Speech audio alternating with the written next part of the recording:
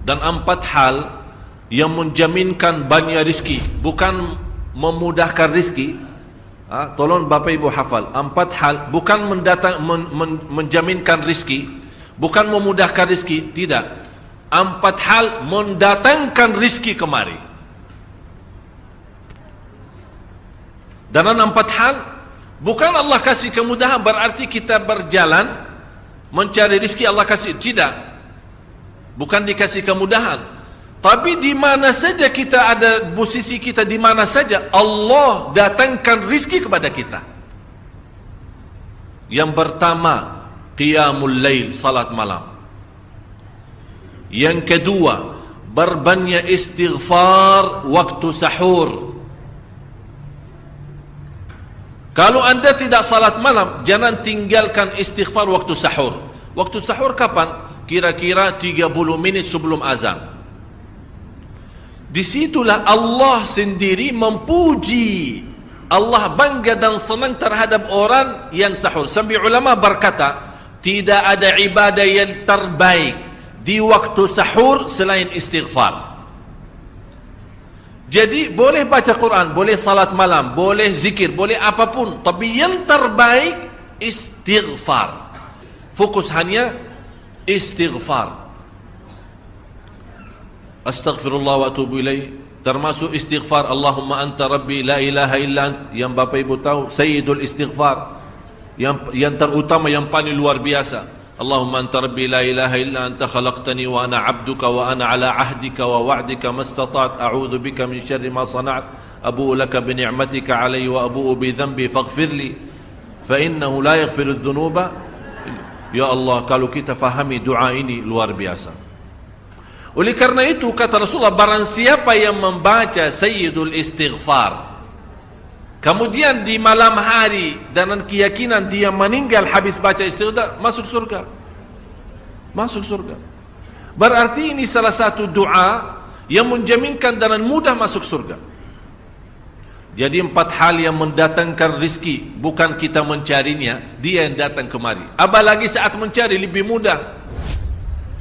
Qiyamul lail, salat malam. Tapi dalam bahasa, mohon maaf Bapak Ibu, dalam bahasa Arab disebut qiyamul lail, bukan salat. Tapi kalau diterjemahkan dalam bahasa kita salat. Tapi kenapa di situ qiyamul lail?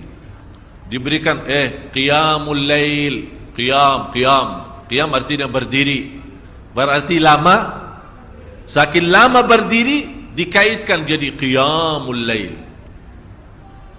Qumil laila ya ayyuhal muzammil. Apa terus? Qumil lail, berdirilah saat malam. Berdirilah, bukan salatlah malam, tidak. Berdirilah malam hari. Itu dahsyatnya di situ berdiri. Qiyamul lail. Yang kedua, berbanyak istighfar.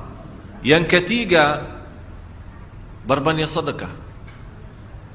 Sebenarnya bukan istilah berbanyak sedekah. Kadang-kadang orang bersedekah 100 juta, udah saya sudah bersedekah 100 juta. Bukan itu.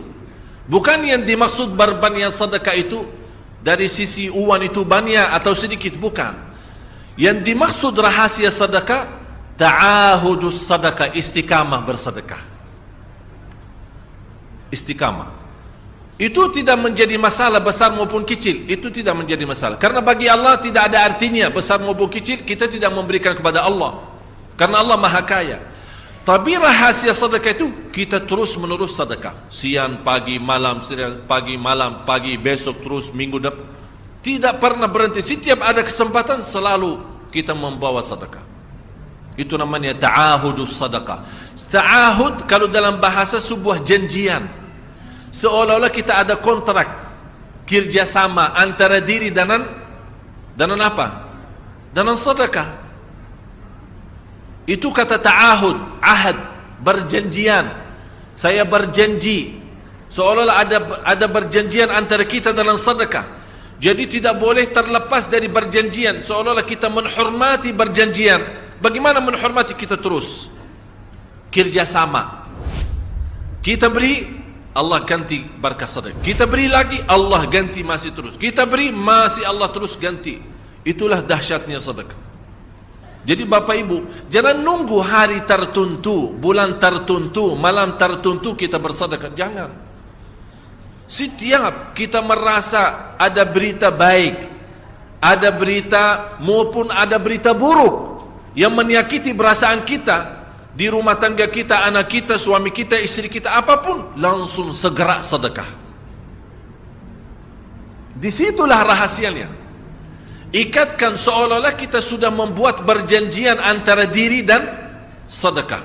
Dalam segala hal, hal senang maupun hal tidak, hal bahagia maupun hal sedih, hal bangga maupun hal lagi menghadapi kesusahan, kesulitan, selalu sehat dan sakit.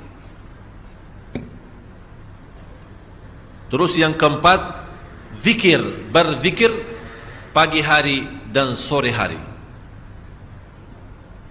Berzikir pagi hari dan sore hari.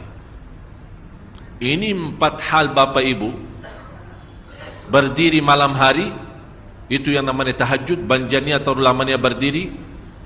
Berbanyak istighfar waktu sahur. Yang ketiga, berbanyak sedekah. Sudah Bapak Ibu mengerti, jadi istilah berbanyak sedekah bukan artinya harus banyak dari jumlah hitungannya, tidak. Yang keempat adalah berzikir di pagi hari maupun petang hari. Amman huwa qanitun ana al-laili sajidan wa qa'ima. Sajidan wa qa'ima. Jadi Bapak Ibu, saat kita berdiri lama, walaupun baca satu ayat, diulangi berkali-kali, walaupun baca surah pendek, tapi diulangi berkali-kali, tidak menjadi masalah. Bapak Ibu hanya hafal qulhu. Qulhu dibaca 3 kali, pahalanya seperti baca Al-Quran 30 juz. Ada seorang salih mengajak kawannya, sudah mendekati subuh, ayo bangun salat malam dan baca sepertiga Al-Quran. Langsung orang itu menjawab, bagaimana saya baca, sebentar lagi mau azan. Bacalah qul huwallahu ahad. Salat malam dan qul huwallahu ahad. Jadi Bapak Ibu, yang saya harap, jangan susah fikir, ya Allah saya mau baca apaan. Tidak usah susah fikir. Baca dan nikmati, yang penting nikmati bacaan. Walaupun qul huwallahu ahad setiap hari. Kalau kita pusing baca, Allah tidak akan pusing mendengar. Malah Allah paling senang mendengar bisikan bacaan dan bisikan doa kita malam hari. Allah paling senang mendengar bisikan doa munajat kita malam hari. Itu luar biasa.